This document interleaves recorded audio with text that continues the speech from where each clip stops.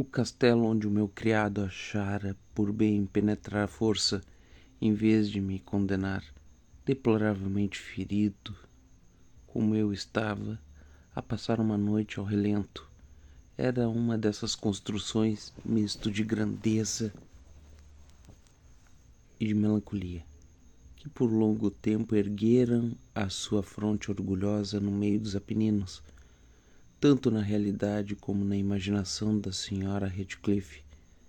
Segundo toda aparência, tinha sido temporária e recentemente abandonado. Instalamo-nos numa das dependências menos amplas e menos suntuosamente mobiladas, situada numa torre afastada do edifício.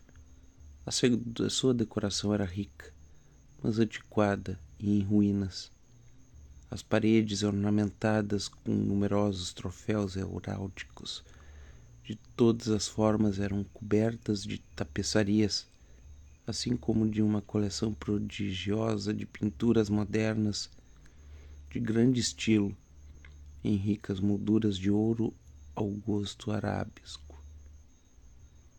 Tomei profundo interesse, talvez fosse o meu delírio a causa disso, por esses quadros suspensos não só nas principais paredes, mas também nos inúmeros recantos que a extravagante arquitetura do castelo tornava inevitáveis, e de tal modo que mandei Peter fechar as pesadas portas das janelas do aposento, pois era já noite, acender um grande candelabro de vários braços colocado junto da minha cabeceira, e abrir de par em par os reposteiros de veludo preto guarnecidos de franjas que cercavam o leito.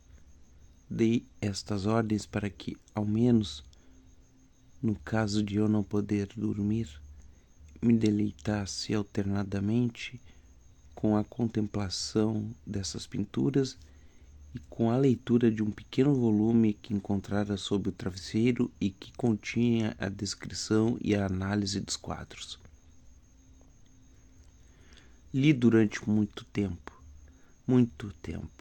Contemplei religiosamente, devotamente.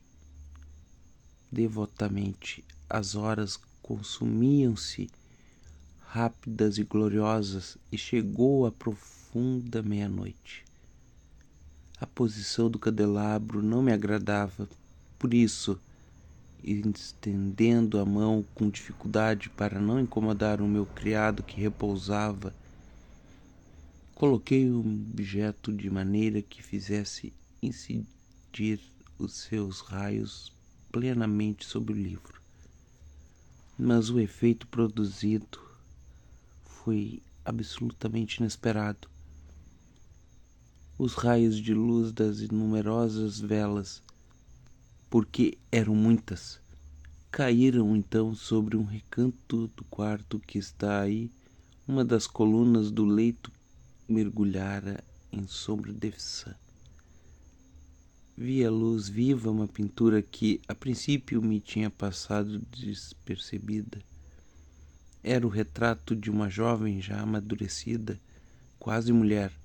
Deitei ao quadro um olhar rápido e fechei os olhos, porque, ao princípio, eu próprio não soube por quê, mas enquanto mantinha as pálpebras fechadas, analisei rapidamente a causa que me obrigara a fechá-las assim.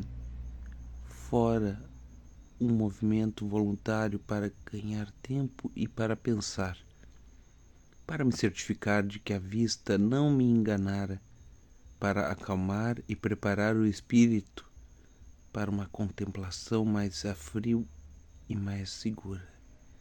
Ao fim de alguns instantes, olhei de novo fixamente para o quadro. Não podia duvidar, mesmo que quisesse,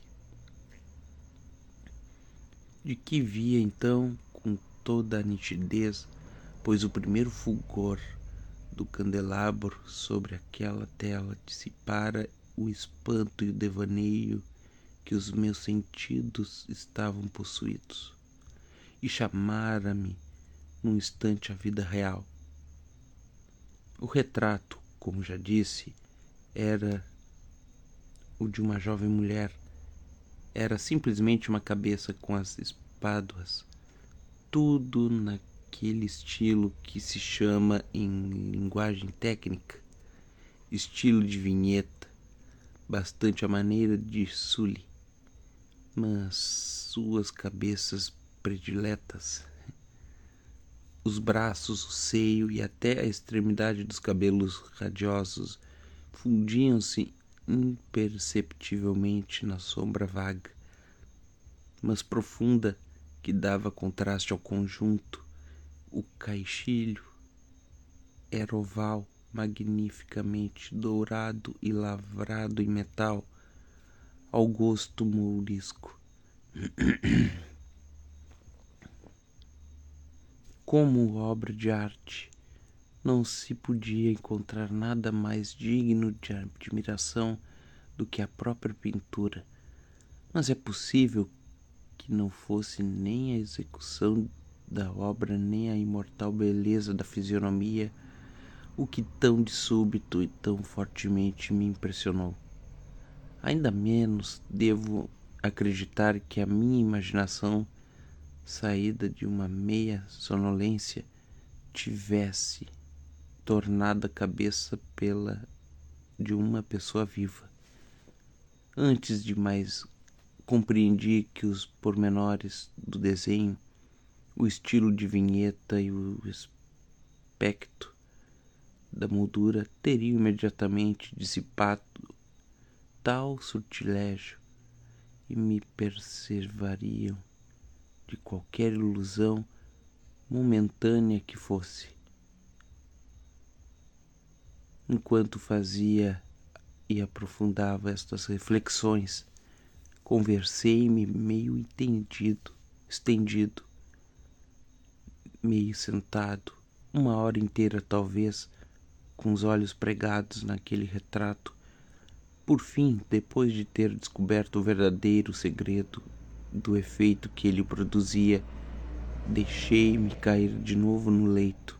Adivinhara que o encanto da pintura residia numa expressão vital, absolutamente adequada à própria vida, que a princípio me fizera estremecer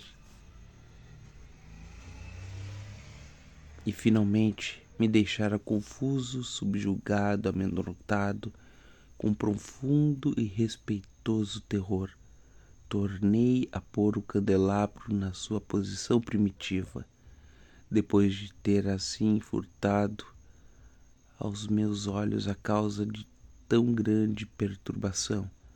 Procurei vivamente o livro que continha a análise dos quadros e a sua história, indo direto ao número que designava o retrato oval.